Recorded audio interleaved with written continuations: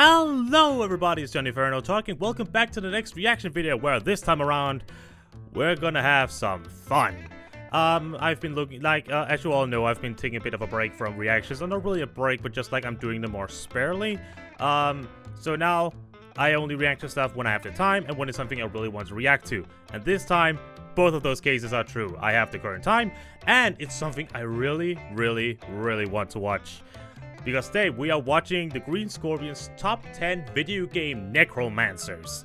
And as for all of you who don't know, I love Necromancers.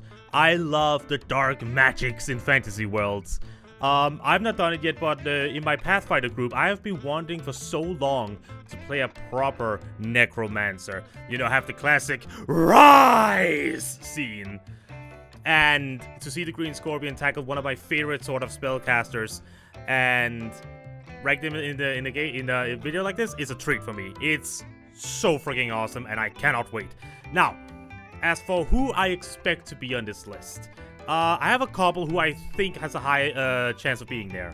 The first one is from formerly my favorite video game franchise, Warcraft, where I can expect he'll, maybe he will avoid Warcraft because of the controversies at the moment with Blizzard.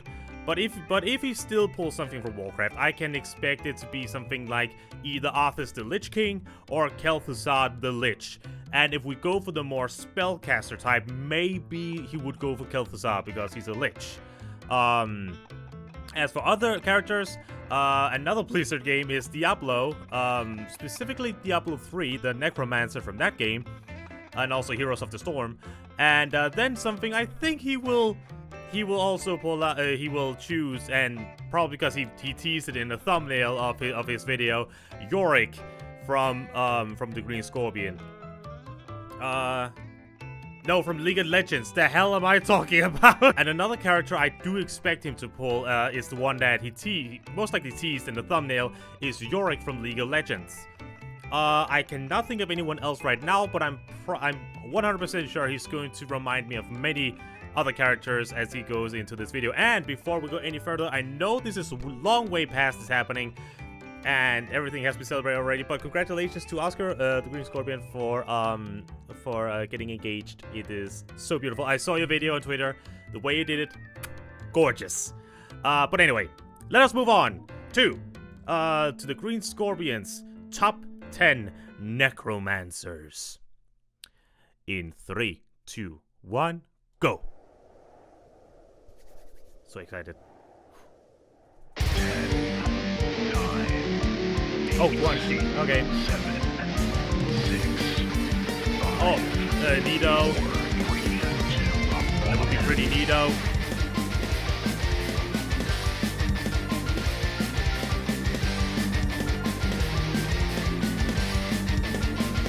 I love his intro music so much. His and Just Fortune's intro musics are just so good.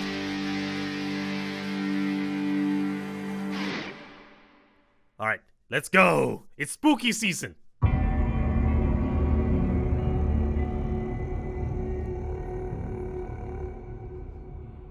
Hello and welcome, all you Grateful Dead. I'm the Green Scorpion, Greetings. and whew boy, Weapons Month 5 really took it out of me for a few months. I can imagine. While I was regaining my energy, not to mention on vacation getting engaged, the countdown portion of my channel Congrats. was silent as the grave. I knew I wanted to warm up before jumping into my next big marathon of videos, so I asked the members of my Patreon Discord for a topic to inject some life back into my writing team. And we voted on many worthy suggestions, but it's only fitting that we revive with a list about Necromancers. Coming from the ancient Greek words nekros, meaning dead body, and mancheia, which means divination, necromancy started as an aspect of shamanism, based on communing with the souls of the dead and practiced all throughout the world. I love when he does I'll leave it this. to your imagination how successful they were.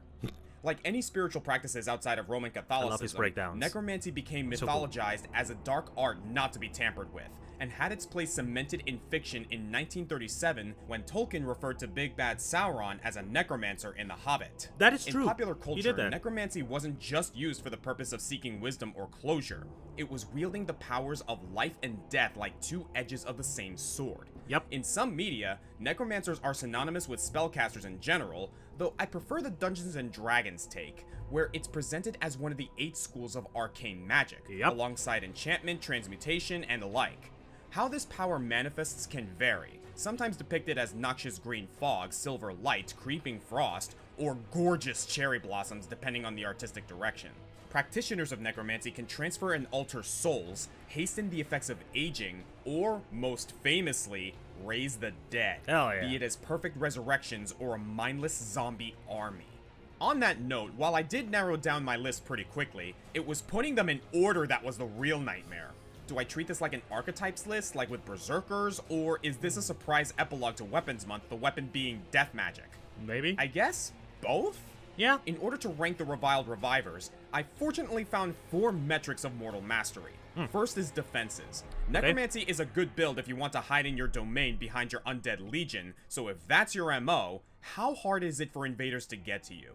Second, how are you in an actual fight? Are your spells still useful when your foe has fought through your first fetid phalanx? Third, versatility. I love the alliterations. You can move life and alliterations. death in any direction. I want to see that used creatively. And 4, scale. While some necromancers can take over a town, others can threaten a country or even a kingdom, maybe even the entire world. With that out of the way, which warlocks laugh loudest I in forget the she's face technically of a necromancer. death? We're gonna find out or die trying. I'm the Kinda. Green Scorpion, and these are the top 10 video game necromancers. Oh, this is gonna be a fun one. Necromancy is so freaking cool. Many people think, like you said, many people Well, if think necromancers that... can move the flow of damn it. life in all directions, I suppose the best place to start... Okay, sorry, Oscar. Just a moment. It's just like he said, necromancy is not just about raising the undead. It's about wielding and twisting the energies of life itself. That is why in Pathfinder, and I think also Dungeons and Dragons, a healing spell like a cure wounds is like the default healing spell used to be necromancy, like labeled as a necromancy spell because you use like life magic. You use your magic to alter life, you know?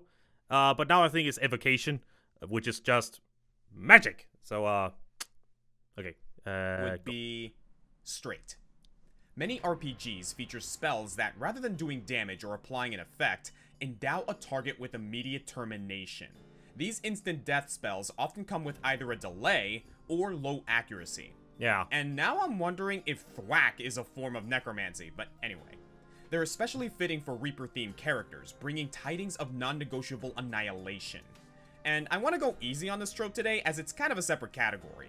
This doesn't scream Necromancer the same way as, say, Shaft from Castlevania does. But I can make an exception for my boy Thanatos. I was just the thinking about chthonic Thanatos! God of death. Hell Now, you yeah! might be thinking, but I thought Hades was the god of death. No. Hades is the god of the dead. The He dead. controls the realm all souls go to, like a grumpy landlord. Thanatos rules the concept of death itself. The process of demise, the actual event of being unalived. He's death incarnate. And he also happens to be the childhood friend and possible ex-boyfriend of the game's hero, Prince Zagreus. The first time he showed up in one of my runs, I'll admit I was preparing myself for what might be a hard-as-balls boss fight, but turns out he's not actually here to kill you, as easy as that would be for him. Instead, Thanatos tests your resolve in a killing contest. Whoever offs the most enemies wins, which can be difficult depending on your build at the time. Both of his attacks work on a delay. Sometimes it's either easy as marking hell. a target to take critical Others damage it's a hard few as seconds balls. later, or creating an area of effect, said effect being death. Thanatos is one of the few characters on this list that doesn't reanimate corpses as part of his skill set, but he's very adept at the most simple application of death magic, and he's never had a need to do anything else, though in theory he can also keep a soul alive just by neglecting to reap it. Unfortunately, as powerful as he's implied to be, I kept old Than low on this list since we don't actually get to see much of his power outside of these inflexible demonstrations. That is true. It's also worth mentioning that you only meet him on his home turf. Like Zagreus, he gets sick if he's up on the surface for too long, and it's possible these bloodless revenants he slays are easier for him to dispatch, seeing as they're already dead. He's unaffected by Zag's attacks, but that might be more of a no-friendly fire mechanic, as we're told that he was once overpowered by Sisyphus of all people, resulting in death being turned off for the entire world for a period of time. Still, writing enemies a one-way ticket to Tartarus is a scary prospect, and I'm glad I'm not on the receiving end of it. But then again, death has never looked so good. That is one sexy psychopath. My Green Scorpion. But look, it's Hades. Everyone is hot. If you watch my streams, you've seen me simp over Dionysus and Aphrodite. There's been some debate in the past if using technology and science allows a character to count as a mancer, like the pyro being a pyromancer rather than just a guy with a flamethrower. Fortunately, we don't have many non-magic necrokinetics to consider, but I did find one. Okay. Well, more than one. You'll see what I mean. Oh. Azure Striker Gunvolt goes the comic book route of describing still yet to play this game. Really superpowers wanna. as some form of biological evolution. I think it's DS. Our electrokinetic protagonist does battle with a series of superhuman adepts who are working for the villainous Sumeragi group. Missions follow a standard Mega Man type formula, but the Stratacombs are a little different. Okay. Run by the eternal envy Elise. Though she's thrown in with the rest of the level boss gallery, in terms of lore, Elise is one of the most important adepts under Sumeragi's control. With the power of rebirth, Elise manipulates the souls of anyone around her, though her meek personality wasn't to Sumeragi's liking. So they locked her in a secret facility to increase her aggression, and it worked.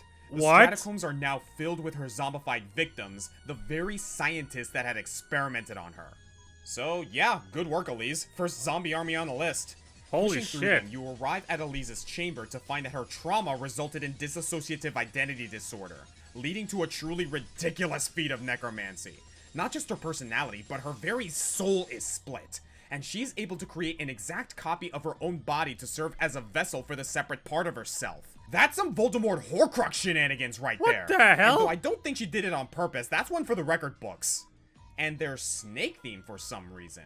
Probably an homage to Caduceus, the staff I was about to say, snakes in Greek mythology. Hermes in Greek mythology. Snakes do have a place in medicinal history. Rebirth. At first I thought most of her moves were just following the serpentine motif rather than using necromancy, but according to the wiki, she's actually reanimating the corpses of small cobras to use these attacks. And when you deflect these kunai, they turn back into little snake corpses. Oh, they then are! There's her Gorgon stare, which can be described as her halting your life functions for a moment, thus petrifying you? Sounds fake, but okay. Here's the real kicker, though. If you defeat one of the twin snakes, the other will use Resurrection to bring them back at a quarter max health. This means you need to defeat both sisters simultaneously, with a very small window in between. That's kind of hard to manage when you're being pelted with reptilian missiles. Could this get any worse? Oh, that's tough. Well, about 50% worse, actually. In the game's finale, Elise resurrects her fellow adepts for this game's obligatory boss rush, and it turns out Elise had a third body locked away in cryo storage. What? This one's completely immortal and will resurrect her sisters as many times as it takes to wear you down. This would have gone on forever without an assist from Copen, whose tech specifically negates all Septima powers. Glad to be rid of her, but I wouldn't be surprised if there's a fourth doppelganger waiting in the grass somewhere. If Metal Gear has taught me anything, it's that there's always another snake. There's always one. Poor girl, seriously. She wasn't good enough as she was, so she psychologically tortured and broke her. That's I remember dark. playing Castle Crashers in 2008 and feeling nostalgic for the heyday of Newgrounds. That was 13 years ago. Damn. And now I can feel nostalgic about Castle Crashers itself, which holds as a madcap take on the beat-em-up genre. You spend the game roaming the countryside chasing after the evil wizard and his right-hand man, the Necromancer. Hell yeah. Maybe resurrect a better PR guy. Seriously, what a name. As on the nose as he is, he's certainly deserving of the recognition. Thanks to his Meta Knight wings and the power of cutscenes, Necro is out of Sword's reach for most of your adventure, stopping only to occasionally sprout some skeletons in your path to slow you down. Okay. He also swings by the domicile of the Cyclops after you've bested him, reviving him from a molten death so that he, and by extension his cone-headed best friend, can serve as one of the game's end bosses. Wow. And if you can beat them, you'll finally have your chance against the Necromancer himself. And I hope you've been level grinding because he's considered by many to be the toughest boss in the game by attrition alone. Good God, Necromancer, when's the last time you cleaned your room? There are bodies everywhere, I can't even see the floor. And he plans to add you to the collection by repurposing his carry-on carpet into a trash mob. These zombies include every humanoid enemy type in the game and move at hyperactive speeds. If you're not good at air combo locking, they will overwhelm you. And health potions don't do much if he doesn't give you a moment to drink them. But Necromancer seems to have never limited got spell this far in slots the game. because after 2 waves, he touches down to fight you himself for the remainder of the encounter. That's the only thing keeping him so low, honestly, because as cartoony as this game is, this is one of the quickest death by zombie waves I've ever seen. This chibi Sauron doesn't mess around. And if you have the DLC or play the remaster, Necromancer is also available as a playable character. And while all playable characters control the same, they have little variation in their spells that make each one slightly what is unique. this? Necromancer's splash attack is a mosh pit of reanimated arms that, very unique to him, pops enemies into the air to start air combos. He can also spawn kamikaze skeletons on the spot, and if fired downward from the air, these bone bombers will hit the ground running, making them more useful than most aerial spells. That's really useful. Personally, I'll stick to Green Knight, but it is cool that he's here, even if you don't get the wings or the full extent of his necromantic powers. Castle Crashers isn't a subtle game. Each character just takes whatever they're supposed to do and hits you over the head with it. But few necrotic boss fights have made my blood pump quite like this one. Yeah, I can imagine. Oh man, yeah, I never got that far in this game. Opposite side of the spectrum from the frantic action of Castle Crashers, Wargroove is a slow-paced, highly tactical war game inspired by Advanced Wars and Fire Emblem, featuring 4 fearsome factions. You start the game controlling Princess Mercia of Cherrystone as your kingdom is invaded by the ruthless ranks of the Felheim Legion, led by Valder, Lord of the Dead. I love this design. Let's talk world design. building for a moment. Felheim as a country is populated almost entirely by the undead, all raised from their graves through the power of the Fel Gauntlet. Only one who holds the gauntlet can be deemed worthy to rule over the macabre masses. Valder grew up during a period of history when the gauntlet was lost, allowing the undead to spread unchecked and making things pretty dangerous for mortal kind. But Valder did what it took to survive, and in his teenage years, the gauntlet presented itself to him, recognizing his resolve and relinquishing rulership.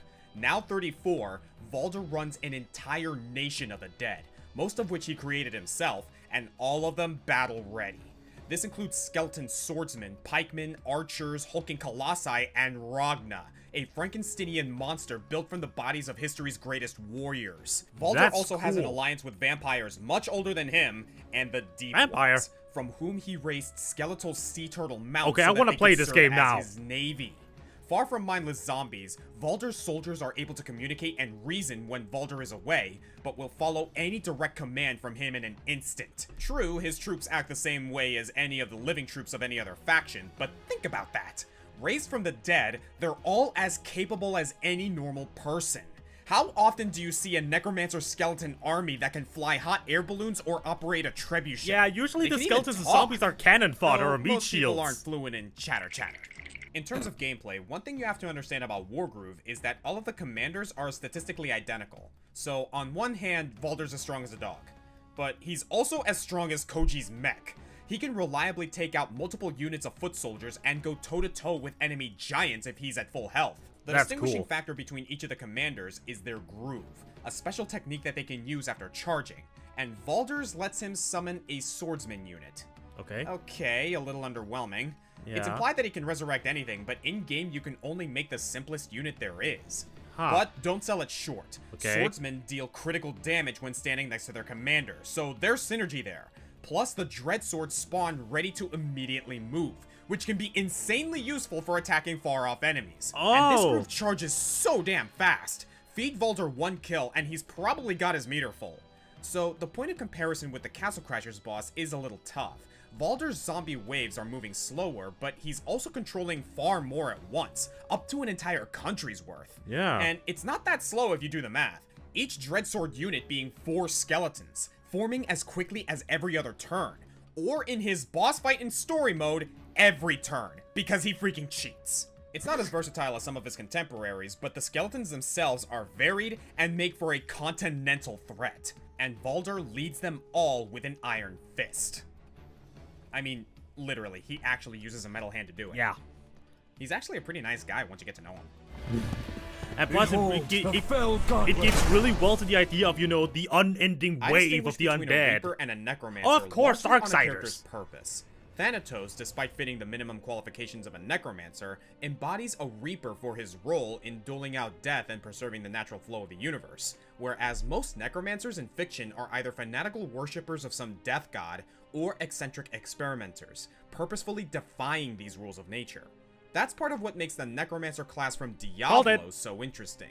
They still use the title of Necromancer, but they exist to maintain the planet's balance between life and death. So when the fallen star awakens the dead in Condorus, that balance is disturbed, and the Necromancer sets out to put the dead to rest, even if he has to wake a few more up to do so. The Necromancer class was first introduced in Diablo 2, but was reworked as a DLC class in Diablo 3, the canon version of the character being named Jul. Yep. This is also the character used to represent the class in Heroes of the Storm. I like to pronounce it His trusty sight Jul. perfect for finishing the job on any undead, and his baggy gray skin demonstrating how close to death he is himself. His powers in Diablo 3 manifest in 4 main ways. First, there's Blight, here representing less a physical toxin like the Witch Doctor might use, and more the creeping effects of time. Second is Frost, as death in these games is a very cold and isolating sensation. This could be a reference to the game's developer Blizzard, who in itself is an entity of darkness that sucks the life out of those who work for it. Got him! Got him! Third, we have blood magic. Oh my god, Shulk can Savage, siphon he did blood out not of his stay enemies away to from the heal himself, controversies. or sacrifice his own blood, and by extension his HP, for more powerful skills. Last is a variety of bone manipulation, using them as spears or armor. Bone even magic converting is corpses badass. in the environment into mortuary missiles. In another game world, these kinds of spells could fall under poison, cryomancy, hemomancy, etc. Yeah. But the theming with Jul's whole kit does tie everything together as a necromancer. And of course, Jul can raise the dead, traveling with a posse of up to 7 skeletal minions. He can raise the departed as skeletal mages, or melt a bunch of flesh together into hulking golems. He can even devour the dead to restore the essence needed to cast his spells. That's why I like Jul so much as a necromancer. While previous entries on this list use their necromancy one way or the other, either mostly killing or mostly reviving, Jul utilizes a full spellbook of necromancy, weaving life force in all directions depending on what he needs at the time. He turns corpses into projectiles, enemies into armor, health into damage, and minions into his own MP pool, incorporating sick death, cold death, bloody death, and pointy death. Not just a circle of life, but a mandala of demise and rebirth. Jul stands as one of the most iconic necromancers. Perhaps the most obvious example of this trope, but strangely, also one of the most creative. He does his job well. And it works Now, if that's so not well. creative enough for you, our number 5 goes into That's bizarre, of course. infested territory. Give it up for the Necrodancer, titular villain of Crypt of the Necrodancer, which combines roguelike dungeon crawling with a rhythm game, the result being one of the most addictive, stressful, and awesome indie games I've ever played. I don't know if I could ever play Seriously, this. check out the highlights of my Twitch streams for this game. You can I actually see saw my it. hair graying to the beat. Once upon a time, a fame-seeking minstrel named Octavian stumbled upon the Golden Lute, which not only helped him invent trap music, but also could weave his melodic influence through all creatures living and dead. It also made him immortal, but only as long as he kept playing, and all the while it drained his humanity until he became a blue-bearded ghoul with an obsession with raising minions and giving them terribly punny names. While not all of them look undead, every monster faced in the crypt is either revived by the Necrodancer or has had its soul altered into servitude through a combination of necromancy and bardic performance. So while Valder's skeletal forces were fairly diverse and able to operate complex ships and siege weapons, he can't beat the sheer variety of the Necrodancer's morbid menagerie. like You've how got the the usual skeleton just begins skeletons to with boogie. shields or on horses, and the Necrodancer installed these coffins that will spawn them ad infinitum. Then there's the fully fleshed facsimiles of harpies, trolls, dragons, fire and ice elementals, monkeys that can bodyjack you, nightmares that flow with darkness, mummies making mummies. He'll even zombify the shopkeeper from time to time. Not to mention the area bosses like King Konga and his Konga line of zombies, or his personal Grim Reaper death metal. But the real kicker with the Necrodancer isn't his minions, it's his effect on living hearts.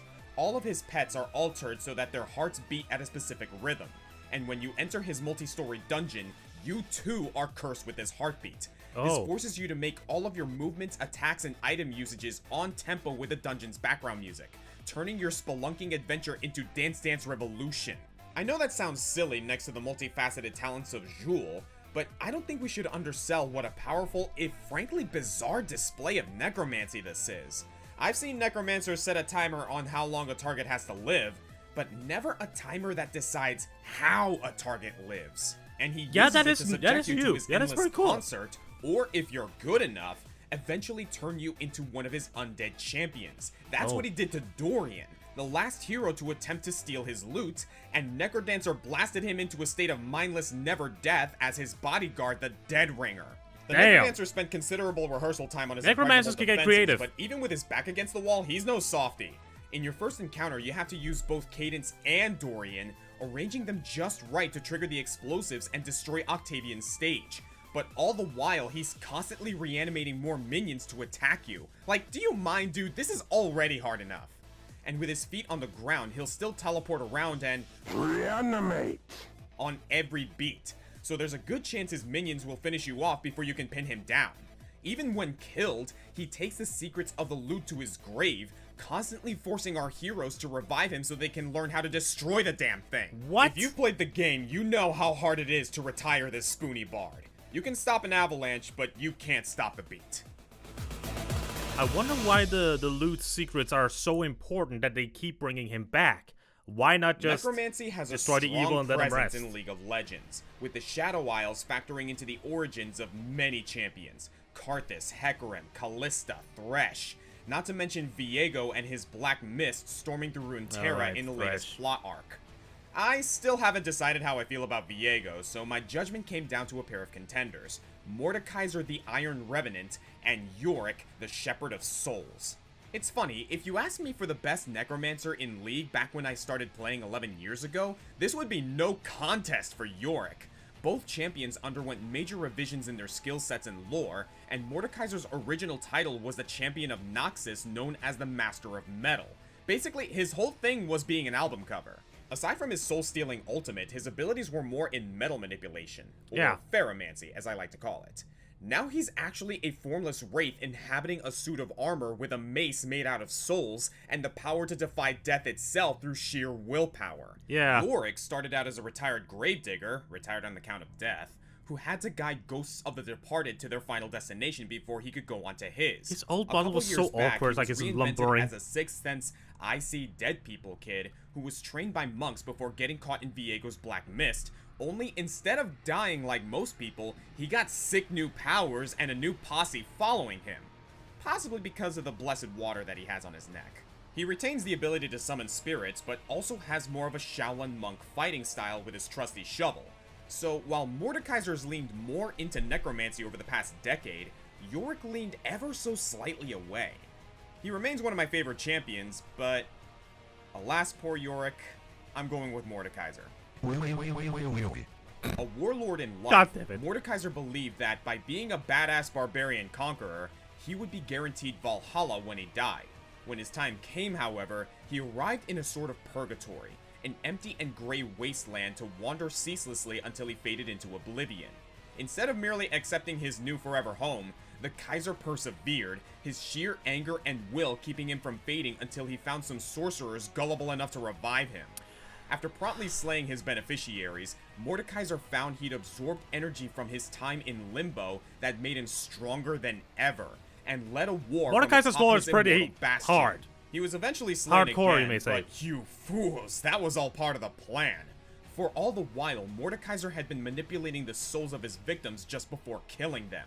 When he arrived back in the Afterworld, which he now had claimed for his own, he found those warped souls waiting for him, his new army, from which he built an even stronger empire until the day he can invade mortality for the last time. Yeah. You really can't keep a good necromancer down. To the untrained eye, a Mordekaiser's necromantic combat warlord might at look more that. like weapon mastery. But not only is Mordekaiser's mace made of dead people, all of his abilities involve the manipulation of souls in some way. As Mordekaiser deals damage to others, he can convert some of their life force into more damage in follow-up attacks. He can also do this in a quick burst with his Obliterate skill. Any damage Mordekaiser takes or deals is stored in a backup meter, which he can then transform into a protective shield, kind of the necromantic version of his old shrapnel force shields. He can fire ghostly claws with Death's Grasp, and the Piece de Resistance, his ultimate, Realm of Death. Similar to Jules' Land of the Dead, actually, but way more metal.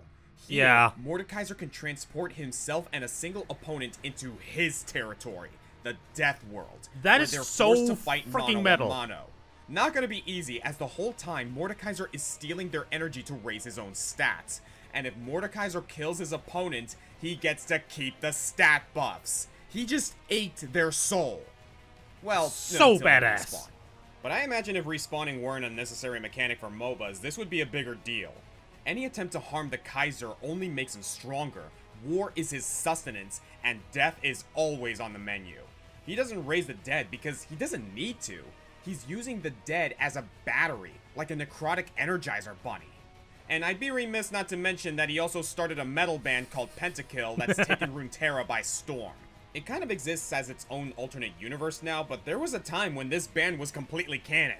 And that's hilarious. Yeah. He's not my favorite dead guy in League, but for the sake of today's list, Mordekaiser earns his spot as numero 4. Hey. You see, because of the meme, because he was popular in Brazil, the joke that he was numero uni. Wait. Man, I've been playing this game too long. Wait. Souls and war are his meat and wine, and they are plentiful indeed. It's standard practice for necromancers to extend their stay on the planet, living through phylacteries and self-resurrection for up to thousands of years. But few necromancers have been added for as many real-world years as Quan, first appearing in Mortal Kombat 4 Sometimes I forget he in is a necromancer, they're just a and sorcerer. still making appearances today. Well, technically his first appearance was in Defenders of the Realm, a god-awful animated series. And then Mortal Kombat Mythology Sub-Zero. But that's the thing with necromancers, they do anything to survive, even if it means appearing in something dead on arrival. Yeah. So, Mortal Kombat 4. After the defeat of Shang Tsung and Shao Kahn in the original trilogy, Mortal Kombat needed a new big bad, and Quan Chi filled that role. Vicariously. He actually serves an elder god named Shinnok and works to reconstitute him. And in the meantime, he uses Shinnok's amulet to empower his spellcraft, making him the most feared spellcaster Outrealm has ever seen. Quan Chi's most basic form of necromancy are these phantasmagorical floating skulls. These can theoretically kill a target instantly, though this being Mortal Kombat, most of his opponents are either gods, demons, cyborgs, or mortals of incredible spiritual resilience, all able to tank at least a few of these projectiles. This is where Quan Chi's martial arts mastery comes in handy, allowing him to defend himself long enough to unload several more skull blasts. He also has portal magic, but not just the Doctor Strange sling ring kind. Quan Chi can open doorways to other dimensions to effortlessly pull himself or others through, including the Mortal Kombat equivalent of Heaven, Hell, Limbo, and so on. Yeah. To Quan Chi, crossing the veil between life and death is as easy as opening a refrigerator, and he can empower his magic with the souls of the dead in a similar fashion to Mordekaiser, or offer up those souls to empower others, as he does with his fellow soul-eating wizard Shang Tsung when they form their deadly alliance. If he doesn't have a clear shot to insta-kill or the time to raise a zombie minion, he can grasp an opponent's soul and rewrite it on the fly, effectively live zombifying them and causing them to march stupidly toward him for a combo setup. He's intense. He'll even summon demon bats from the Netherrealm, the Mortal Kombat equivalent of hell. I can imagine some fans were expecting Scorpion for this list, who also summons demons and drags enemies to the Netherrealm, where he's much more powerful. But ask yourself, where did Scorpion get these powers? Quan Chi. That dude. Who killed Scorpion's people and manipulated him through the Mortal Kombat tournament? Quan Chi. Who restored Sub-Zero from his cybernetic form everyone hated? Quan Chi. I feel like I'm one of the few people who didn't hate it. Undead army, made Shang Tsung look like a first year at Hogwarts, and killed Liu Kang and brought him back as a zombie. Okay, that last one is actually Raiden, but it only illustrates that necromancy is a difficult art beyond the skill of a lightning god. If Quan Chi had done it, he'd have done it better. Once when facing off against Raiden, Quan Chi instantly rezzed Kung Lao, Jade, Kitana, Jax, Cyber Sub-Zero, Striker, Nightwolf, Sindel, Smoke, and Cabal all at once. All completely under his control as a flex. But my favorite Quan Chi trick of all, one word, Soulnado. A magical vacuum that pulls all of the souls from heaven to be used for the darkest of magics. Imagine chilling out in heaven after a lifetime of good deeds, only to get yanked into a Duracell for the bald bastard. Any of the Elder Gods want to weigh in on this? No? Just Shinnok? And he's backing Quan Chi! You'd be hard-pressed to find a catastrophe in the series that Quan Chi didn't either help cause or help resolve. He's got his grubby little hands in everything. I mean, again, Chronicle Sub-Zero. If he can come back from that, he can come back from anything. Yeah, Quan Chi is definitely a powerful dude. How unfortunate. How unfortunate indeed. Oh god, back to Blizzard. Activision Blizzard has revealed itself to be the true villain of the new decade, with several sacrifices made to the god of crunch culture, draconian litigation against fan projects, As much as and workplace hate it. misconduct that wouldn't fly in a George Orwell novel. I wish I could ignore the company the same way it ignored complaints against its executives and basic human decency for the past several years. But I've never let the corruption of the business side stop me from talking about the creativity at play in the developer's office. And Warcraft's had some pretty great villains. So let's go back to a better time. A 6-year period where Warcraft was in its heyday, and any atrocities behind the scenes were at least behind the scenes.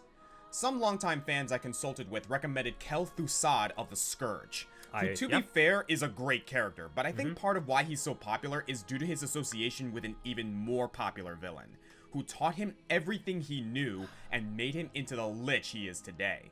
It's pretty hard to beat the guy who raised you. I'm talking, of course, about Arthas the Lich King. Or rather, the Lich King entity itself. There's a lot of lore here, but I'll thumb through it as fast as I can. Try to keep up. This will be on the test later. So back in Draenor, there's an orc shaman named Ner'zhul. Okay, he's going with this. Because, as I mentioned earlier, necromancy has its earliest roots in shamanism. Ner'zhul doesn't like the fact that the orcs not are a fan of demons, the but when he speaks new up, retcon Dreadlord lore. Kil'jaeden had him cancelled, and the only way he can be redeemed to the Horde is to be transformed into the Lich King.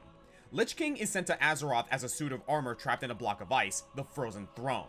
He's trapped here, but able to create a contagious plague that wipes through the countryside and instantly zombifies anyone it kills. From Northrend, Lich King is able to control not only the plague itself, but every resulting undead, and he's soon a general of hundreds of thousands of troops. Meanwhile, the Alliance is struggling to Scourge keep is up, horrifying. and one paladin named Arthas gets so frustrated that he goes kinda evil. Yeah. Lich King lures Arthas to a new source of power, the mighty sword Frostmourne, through which Arthas is turned to the dark side and directly controlled by the Lich King.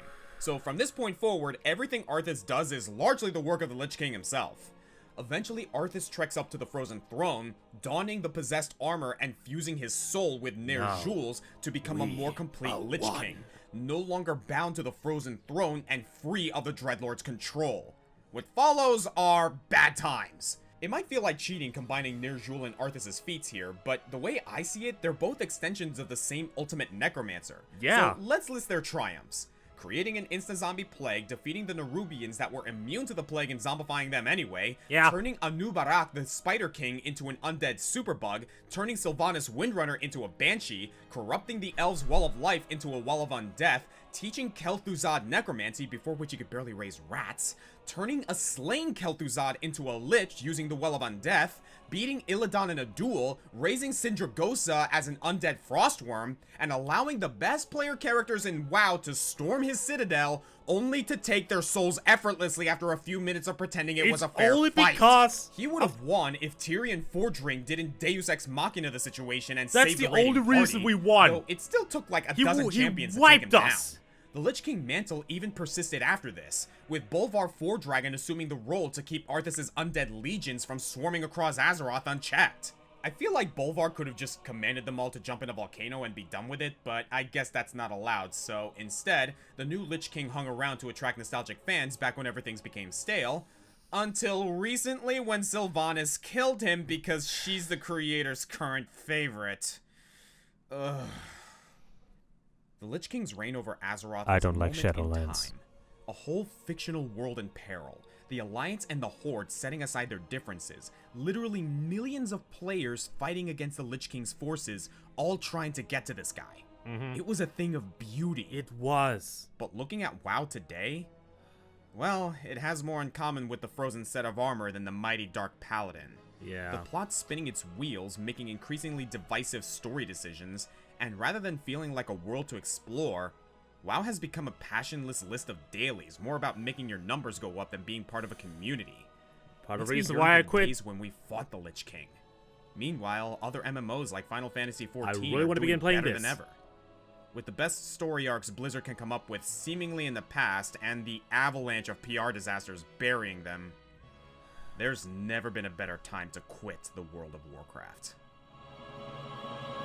And yeah, I quit WoW because of many of those reasons. If I wasn't so mad at Blizzard, I probably would have put the Lich King at number 1 without much consideration. I understand, But yeah. that moment of hesitation allowed me to reevaluate the other entries, and one last resurrection is squeaked past old Arthas. Don't Okay. get me wrong, it was close. Okay. But taking a page from the power scaling community, I started to think about each Necromancer in terms of their sphere of influence, how big of a force they can amass or oppose. Elise and the Castle Crasher's Necromancer can protect small hideouts or raise small but elite squads. The Necrodancer is protecting a much larger dungeon, whereas Jules is able to penetrate such a dungeon. Valder ranked a little lower for not being incredibly versatile, but he's up there with Mordekaiser and Quan in terms of scope, pulling together legions that could easily overtake a continent. The Lich King gets frighteningly close to conquering a planet. And there's only one Necromancer that I can think of that tops even that. Oh, Well, also Thanatos, who physicalizes the very concept of death itself, but he was almost disqualified because I just don't think he's very interested in the topic. yeah. But at the same time, it turns out Thanatos isn't the only incarnation of death on this list. Oh, So rise from your seats and from your graves for our number 1 Necromancer, okay. Gravelord Nito. For a split second, I thought he was going to go with Death from Castlevania, but this is also really cool. Dark Souls lore is a cryptic thing. Few Yeah. who play the game ever learn the backstory, they just know that they die a lot. But can you believe it that if it weren't for Nito, there would be no death in Dark Souls at all? Back in the ancient past, there was no death, no life, no light or darkness, or good or evil. There was simply the overworld, ruled by immortal dragons, and the underground, an endless expanse of grey nothingness.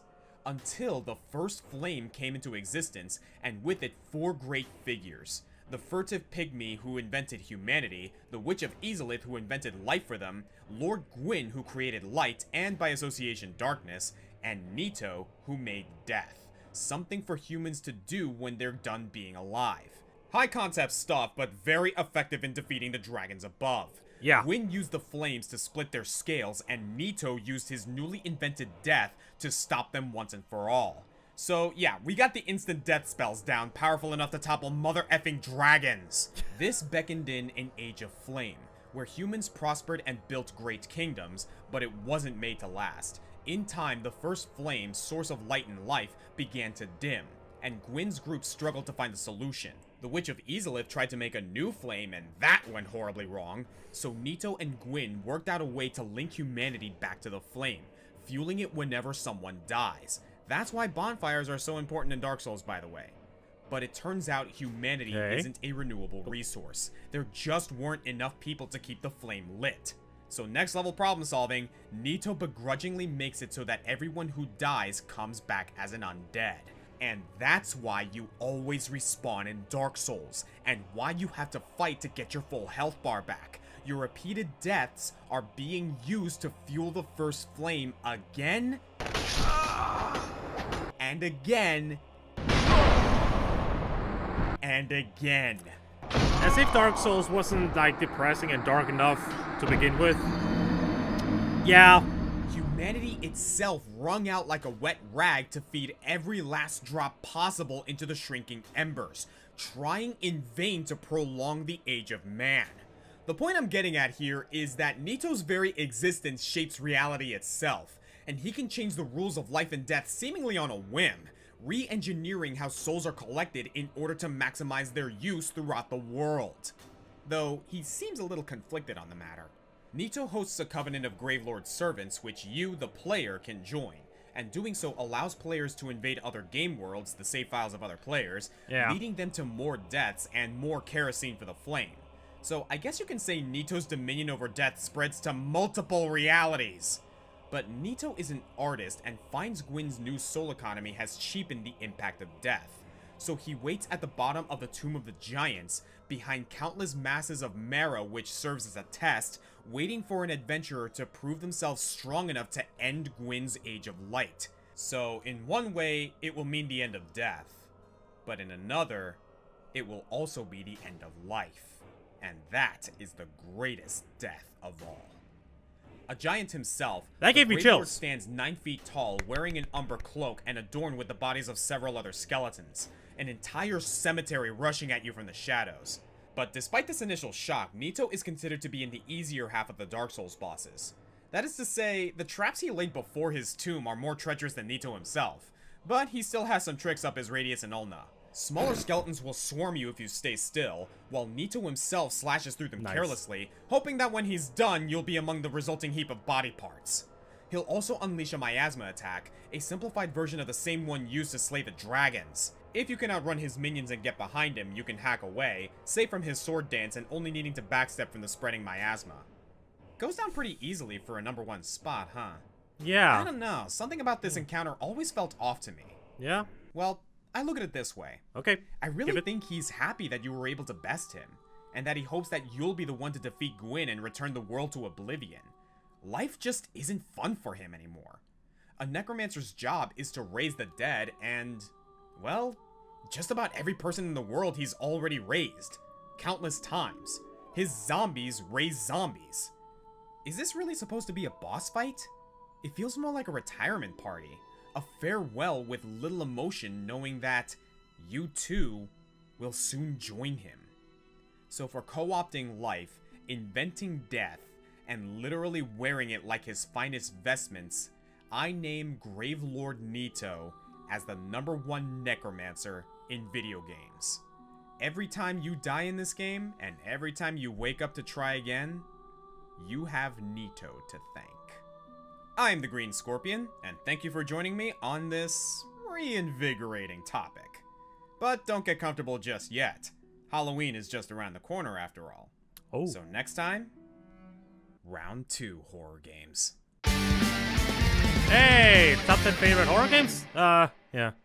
But yeah, that was a very good number 1 spot. That was very neato.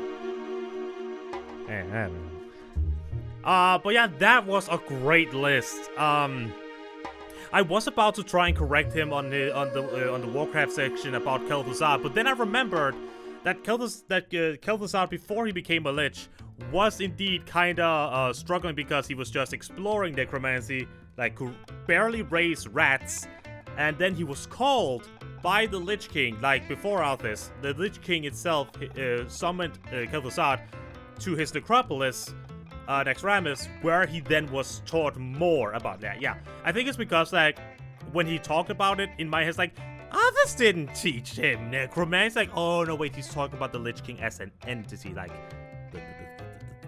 the armor things. But yeah. So, sorry, I was about to do that, Oscar. If you choose watching this for some reason, but yeah, this is really cool. I'm also a bit like, it's a bit.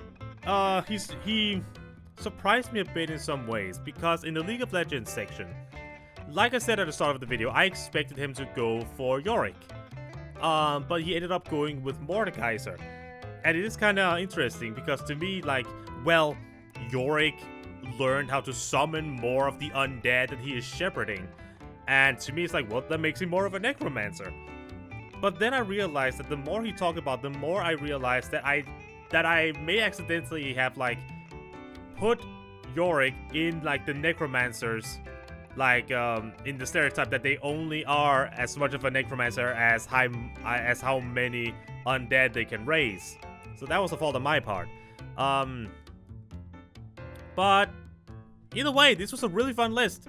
Many of these people I knew, some of them I didn't, but it was awesome learning about them and also get, like, reminded of, like, their stories. And also, yeah, the entire thing with Blizzard and with Warcraft.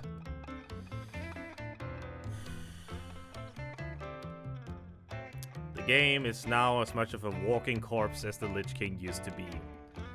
And it's just so many of their lore choices recently, it's just bugs me. I am not a fan of Shadowlands at all. Like, okay, some parts I do like, but most of it is just no. And the fact that Sylvanas is just... The entire thing with Sylvanas is it has already been discussed in way too many videos, so I'm not gonna add on to the pile. She was a cool character, and now she became whatever the hell she is now. And I'm so happy that he went with the lore of the Lich King, of how we originally was told it.